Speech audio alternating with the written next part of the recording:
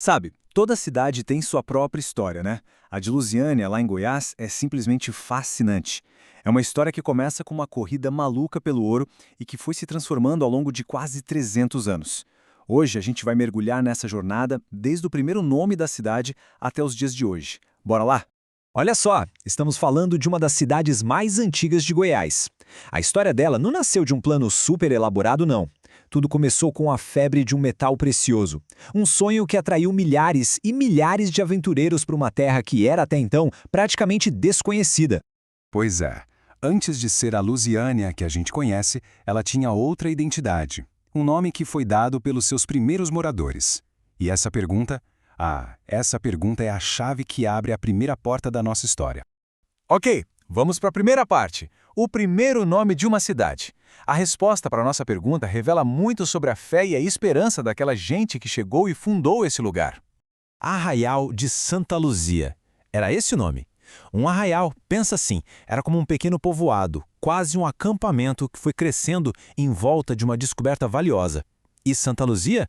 Simples, era a santa do dia da fundação, lá em 13 de dezembro de 1746. E isso nos leva direto para a segunda parte, a corrida pelo ouro. O que motivou a criação de Santa Luzia não foi terra fértil ou um lugar bonito. Que nada, foi a febre, a loucura por um metal que virou o Brasil de cabeça para baixo no século XVIII, o ouro. E olha, essa citação, que veio de um texto escolar de lá, resume tudo perfeitamente. O sonho de encontrar o ouro e, claro, de ter uma vida melhor, esse foi o combustível que deu partida em tudo. Gente vinda de longe, como o pioneiro paulista Antônio Bueno de Azevedo, que foi para lá em busca dessa promessa. Agora, o que é realmente impressionante aqui é a velocidade com que tudo aconteceu. É surreal. Pensa comigo, em 1746 o cara chega e funda o lugar. Um ano depois, só um ano, já acontece a primeira missa com mais de 6.000 pessoas. Em 3 anos, o lugar já era tão grande que virou um julgado, um distrito judicial. Foi um crescimento explosivo. E isso nos leva a este número aqui, 10.000. Pouco tempo depois da fundação, essa já era a população do Arraial, contando com os escravos. Para aquela época, no meio do nada, isso era uma verdadeira metrópole movida à mineração. Então tá, um acampamento gigante, mesmo com muita gente, ainda não é uma cidade, certo? É aqui que a gente entra na terceira parte, de acampamento à cidade.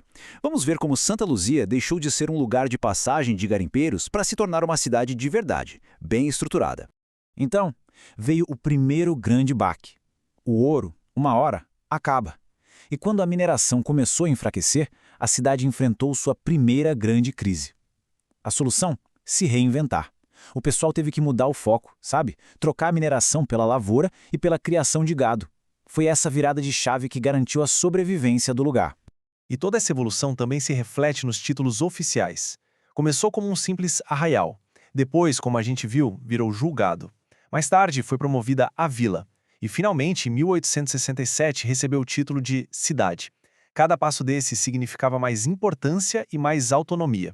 E a história do nome tem mais um capítulo. Em 1943, veio a mudança final. Um decreto do Estado mudou oficialmente o nome de Santa Luzia para Lusiânia. Foi um jeito de modernizar a identidade da cidade, mas, claro, mantendo a conexão com o nome original. Uma curiosidade bem interessante, a Lusiânia que a gente vê no mapa hoje é bem menor do que a original. Ao longo do século XX, partes do seu território imenso foram se tornando independentes, virando novas cidades. Lusiânia é, na verdade, uma cidade-mãe para vários outros municípios da região. Bom, já falamos da história, do povo, mas e a relação com o ambiente? Vamos para a quarta parte, vivendo no Cerrado. Porque uma cidade também é definida pelo seu bioma, pelo lugar que ela chama de casa. Lusiânia fica bem no coração do Cerrado, a savana brasileira. Aquela paisagem única, com árvores de tronco torto, casca grossa, campos abertos e, o mais importante, o berço de muitos rios. Essa natureza toda moldou a vida na região por séculos.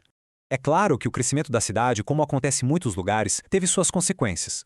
A expansão para abrigar mais gente e mais plantações levou a desmatamento, a poluição, e isso alterou o equilíbrio delicado do cerrado por ali.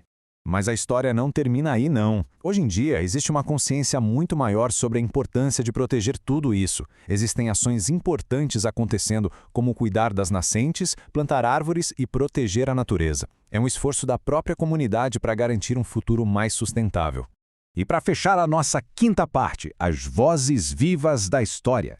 Como é que uma história de quase 300 anos se mantém viva? A resposta não está só nos livros. A verdadeira memória de uma cidade, essa mora no seu povo. A história de Lusiânia é tipo uma colcha de retalhos, sabe? Costurada com vários fios. Tem o fio dos documentos oficiais, das fotos, dos livros, mas também tem o fio da memória oral, das histórias contadas pelos pioneiros e, principalmente, pelos moradores mais antigos. E este é o ponto-chave. São essas pessoas que transformam datas e fatos em histórias de verdade, com emoção. Elas guardam memórias que nenhum documento oficial consegue capturar. Os detalhes do dia a dia, as transformações que elas viram acontecer, elas são, de verdade, os arquivos vivos da cidade. E a gente termina com essa reflexão. No fim das contas, o que transforma um monte de prédios e ruas num lar que tem uma história? A trajetória de Lusiânia nos mostra que não são só as construções ou as fronteiras. São as pessoas, suas lutas, suas memórias e essa capacidade incrível de se adaptar. É isso que transforma um ponto no mapa num verdadeiro lar.